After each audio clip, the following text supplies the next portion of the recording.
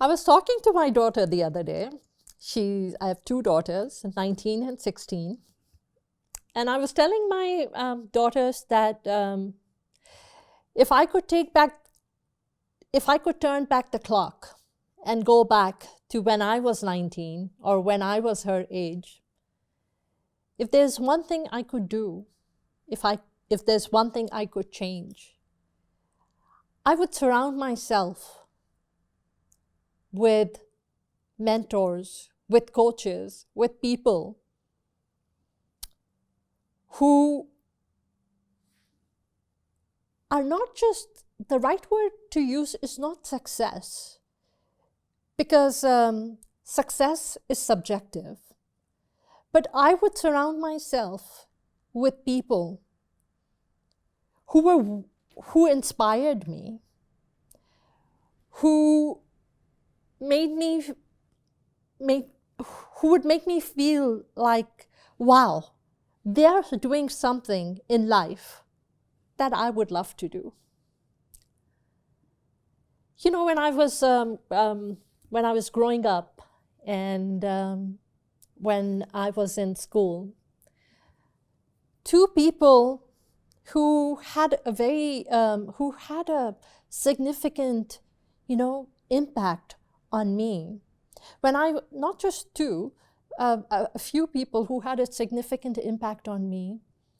One, I remember when I was really young, and I used to go for math tutoring, and the math teacher, every day on the board, he would write a quotation, an inspiring quotation on his board.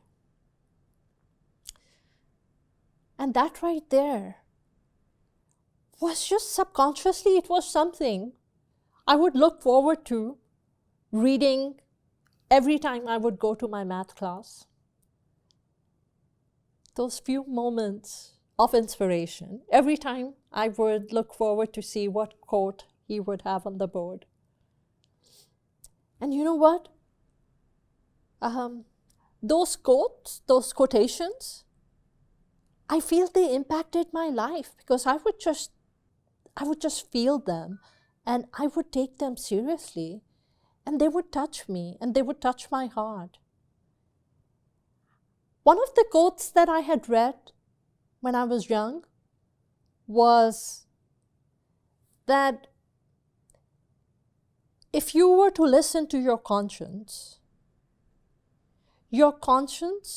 will always guide you, and it will always show you the difference between right and wrong. Growing up, my mom would always say, be careful of what comes out of your mouth, because if the direction of the wind changes, it could turn into that moment where what comes out of your mouth will become true. And then what would you do? And that was just ingrained in me because my mom would just say that all the time. Anytime I would be like, having a tantrum, or which I did have quite a few of, because I was quite spoiled. But that was something I was always afraid of. Okay, my thoughts, what's coming out of my mouth? What if I'm wishing something bad or saying something wrong, and it's that moment where, what if it comes true? So I was always very conscious, and then I always have to listen to my conscience. Because if I don't listen to my conscience, it bothers me. If I do something wrong, if I say something which has hurt a friend of mine, someone around me, or if I just recklessly say something because I am, I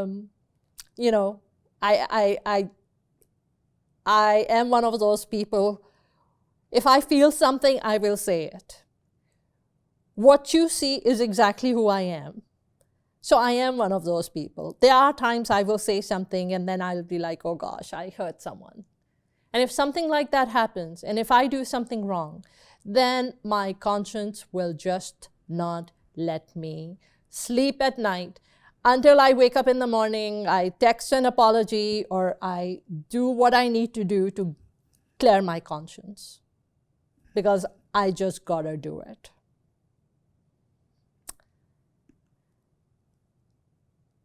Billy, I forgot what what I was supposed to be talking about. You're talking about getting around people who are like-minded. Okay. So that was something that I always remembered, those quotations.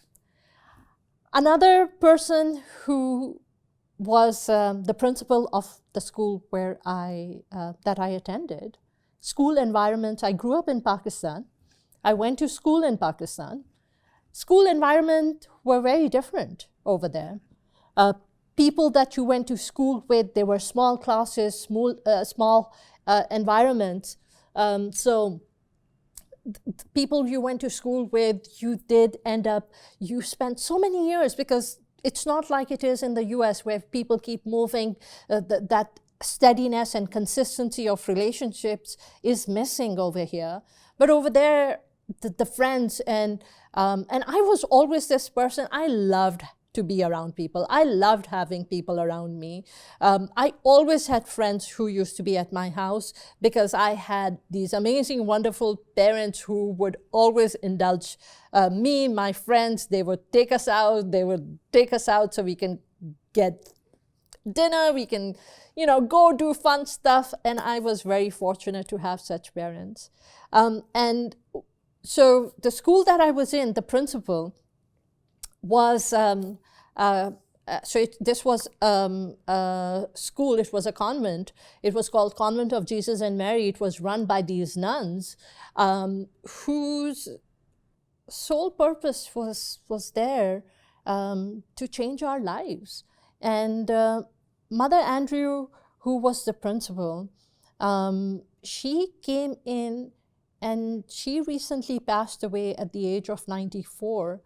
And the amount of students whose life she had touched, she was a very strong woman. She was coming from a very educated family herself before she went and became a nun. But she was very principled. So there were moments that I actually was one of those people who did end up getting, some punishment from her. But she shaped my life. And I feel there was so much that I got from the environment, from the teachings, from the books that we read, and that shaped my life. And I think she was a very strict mentor to have, but she shaped my life. She helped me become this person that I am today. The books that we read, there was this quotation from the book called The Odyssey, and it called the Ulysses. It was this quotation which said that it was all about resilience and getting up and to strive, to seek, and never to yield, and to just keep going. And I think that quotation, somewhere along my life, became a part of who I am today, to never give up and to just keep going and to keep striving. And these people who brought these that I've met in my life, and the third person when I was doing A-levels, which is the British system of schooling, which I did in Pakistan, her name was Jia. She was the principal of the school called the Lyceum, where I did my A-levels. And she was this most magnetic, amazingly giving woman who must have shaped the life of so many children, so much youth. She impacted and she touched the hearts and the souls of so many youngsters, and she shaped us. I close my eyes and I can always see her wearing this sari and, just always this person whose doors were always open to all her students, and we would go there, we would ring the bell, we would sit, we would chat, we would open our heart and share and pour our heart out, and she would sit there and give us guidance and encouragement and hope. And she played such an amazing role. I feel if there was that one person in my life who I feel I'm so fortunate and so blessed that she entered my life for those 2 years, was Gia. And the way she touched my heart and my soul and showed me compassion and hope and made me feel that, I was an awful student, I was a terrible student. But how she made me feel that none of that mattered. I was surrounded by these brilliant girls, these amazing girls who are even right now all over the world. They are neurologists and they are doctors and they are engineers and studying from Harvard University and going to Oxford and, Cambridge and all these universities, amazing women. And I was this person who was awful at studies, who just had this really awful concentration. I could just not focus, probably ADHD. But she just made me feel so worthy. And she shaped my life. And then when I came to the US, if there's one thing that I could go back and give back to that girl, I would tell her to surround herself with mentors, with coaches, with people who would build you, who would help you grow. Surround yourself. If you are one of those people and you have a vision of where you see yourself in your life, surround yourself in that, put yourself in that environment, surround yourself with people who help you with your growth. And I wish I'd done that. But I did come to the US as a student and I started school here. But I was this carefree person who was just doing things. I got my finance degree because I did not really know what I wanted in life. So not everyone does, and that's okay. But it's important to surround yourself with people who can help you grow.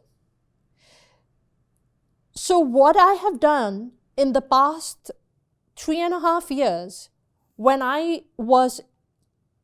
reached this juncture in life where my life was at a standstill and I needed to bring change and I needed growth, what I started doing was I started just learning. I started attending webinars, coaching classes,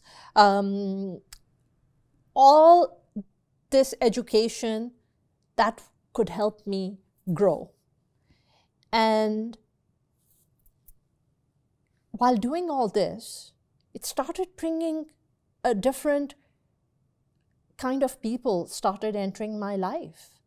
People who started helping me grow, and they started helping me build what I was trying to build. They helped me put on paper a vision that I have for myself, which was a vision The first phase of it for December 31st, 2020. Of course, no one knew how, chaotic 2020 was going to get. Phase 2, which is 2021, 2022. And then phase 3, which is basically, it's already started and it's a 5-year goal, for 2025. And that's what I have started doing. I have mentors that I'm listening to. I have coaches that I'm attending classes with. And this completely different set of people who are entrepreneurs and who are working on growing themselves and scaling themselves and taking themselves to a completely different level, bringing in automation, bringing in leverage. And that's what I'm working on. I am working with my mentor, whose name is Sharan Shrivastava, and he is, they're helping me, guiding me, answering my questions, enriching my life with knowledge, with education, with skills that that I did not really have, but I'm working on sharpening those skills and improving myself, personal development, because at the end of the day, mind, body, soul, all three things are in sync. And all three things, we need to make sure that they're aligned together. Because anytime any of those three things are not in alignment, it will create chaos. So we need to make sure that we are in sync with all those things. I feel that mentors are there in all forms and shapes. Mentors for our work to help build us, and they're helping build us from a mind, body, soul perspective. Because it's not just that they're telling us, okay, do this with your work or do that, because they themselves know that mind, body, and soul, it's all in sync. If you need, I feel having therapists in life are extremely important because they help you with your mind. Because mind needs help too. It's not just, mentors for your work, but it's having mentors for your mind, getting yourself to the gym. I myself have a problem. I need an accountability partner.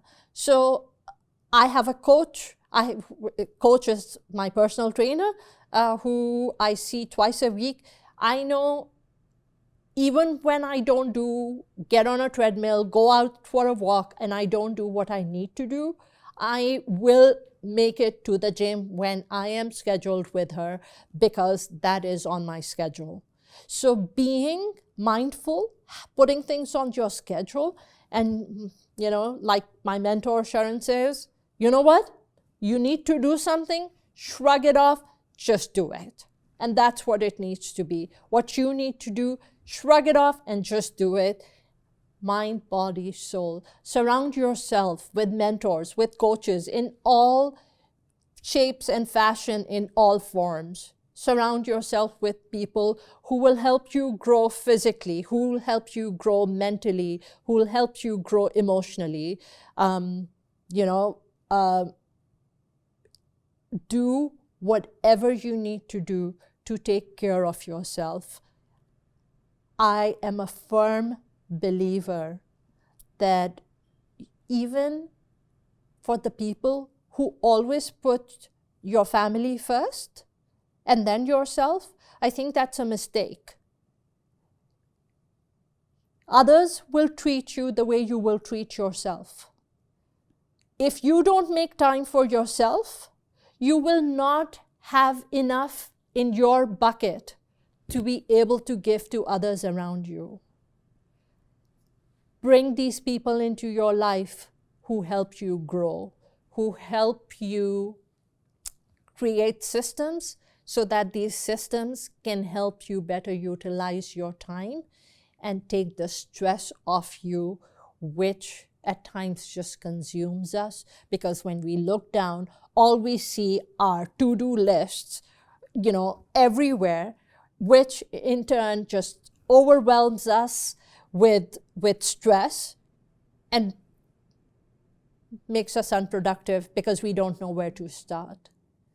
These coaches, these mentors, they help us build and they help us become organized so that we start following patterns, so we can utilize different tools which are available to help us build and leverage and automate.